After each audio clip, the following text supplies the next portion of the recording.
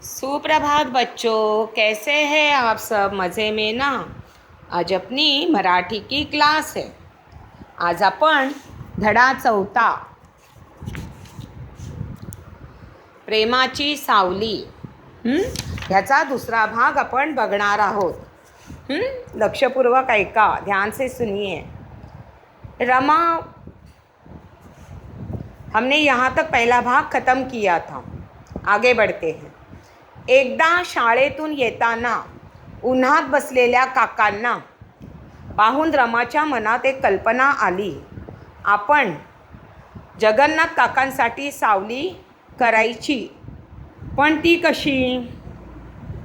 एकदा शाळेतून येताना उन्हात बसलेल्या काकांना तिने पाहिलं। उसने देखा कि चाचा जी अब पेड़ टूटने की वजह से अभी धूप में ही काम कर रहे हैं। ये रमा ने देखा। तब उसे एक आइडिया मिली, यानी कि एक युक्ति सूची उसको।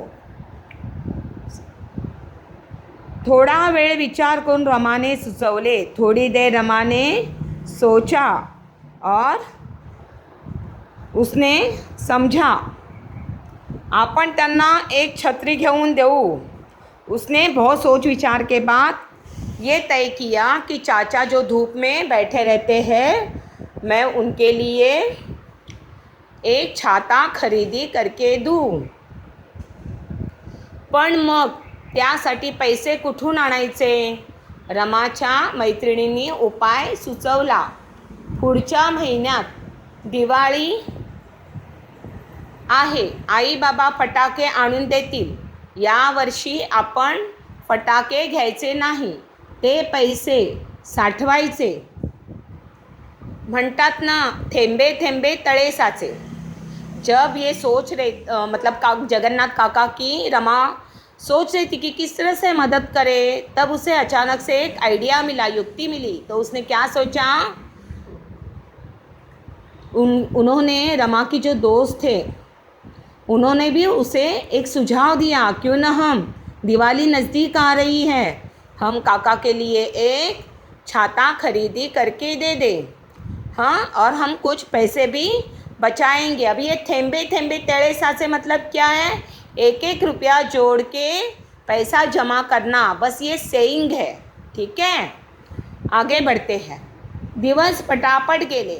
दिवाळीला आता 15 दिवस उरले होते। सगळ्या मुली एकत्र जमल्या। त्यांच्याकडे आईवडिलांनी दिलेली फटाक्यांचे पैसे उरलेले होते। ते सगळे पैसे एकत्र करून त्यांनी एक मोठी छत्री विकत घेतली। शाळेची सुट्टी झाली। मुली छत्री घेऊन जगन्नाथ काकांकडे निघाल्या। जगन्नाथ काकांच्या डोक्यावर सावली धरली। काकांना या पोरींच्या समंजसपणाचे कौतुक वाटले। चप्पलांना पॉलिश करून रमा आणि मैत्रिणी निघाल्या। त्यांनी छत्री तिथेच ठेवली। ठीक है, अभी उसका स्पष्टीकरण जानिए। दिवस पटापट गेले। दिन भी जा रहे थे। इन लोग सोच रहे थे काका के लिए क्या करूँ, कैसा करूँ। तब उन्होंने तय किया कि छाता उनको खरीदी करके देंगे। दिवाली भी नज़दीक आ रही थी। दिवाळीला आता 15 दिवस उरले होते। दिवाली आने में 15 दिन बाकी थे। सगळ्या मुली एकत्र जमल्या। सब उसकी सहेलियाँ इकट्ठा हो गई। त्यांच्याकडे आईवडिलांनी दिलेले फटाक्याचे पैसे उरलेले होते। उनके पास मम्मी पापा ने जो उनको दिया था, माँ ने और पापा ने पैसे जो दिए थे दिवाली के लिए, तो उन्होंने वो सारे इकट्ठे किए। ते सगळे पैसे एकत्र करून त्यांनी एक मोठी छत्री विकत घेतली। शाळेची सुट्टी झाली। मुली छत्री घेऊन जगन्नाथ काकांच्याकडे निघाल्या। उन्होंने उससे इस तरह से एक बड़ी ये छाता ले लिया। छतरी माने छाता ले लिया और वो अपनी जगन्नाथ काका के पास देने के लिए चल पड़ी। उन्होंने खरीदी की इतनी बड़ी छत्री। शाळेची सुट्टी झाली। मुली छत्री घेऊन जगन्नाथ काकांच्याकडे निघाल्या। जगन्नाथ काकांच्या डोक्यावर सावली धरली। जैसे ही वो जगन्नाथ काका के पास गए उनकी दुकान पे, तो उन्होंने उनके सर पे वो छतरी यानी छाता रख दिया।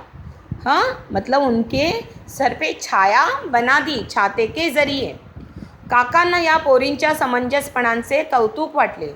जो जगन्नाथ काका हुए वो एकदम छतरी देख के खुश हो गए और उनको बहुत अच्छा लगा कि उन्होंने उनके बारे में सोचा, उनके खुशी के बारे में सोचा।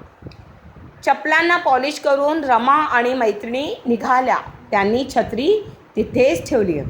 उसके बाद जो रिपेयर करने के लिए जो चप्पल दी थी जगन्नाथ काका के पास, वो उन्होंने पॉलिश वगैरह करके ली, रिपेयर करके ली और वो छाता वहीं पे छोड़ के अपने घर के लिए चल दी। ठीक है। जगन्नाथ काकांना वाटले पोरी छत्री विसरून गेल्या। त्यांनी त्या मुलींना हाक मारली। तब जगन्नाथ काका को ये पता नहीं चला कि वो छाता उन्हीं के लिए है, इसलिए उनको लगा बस लड़कियां ऐसे ही छोड़ गई छाता। उन्होंने उनको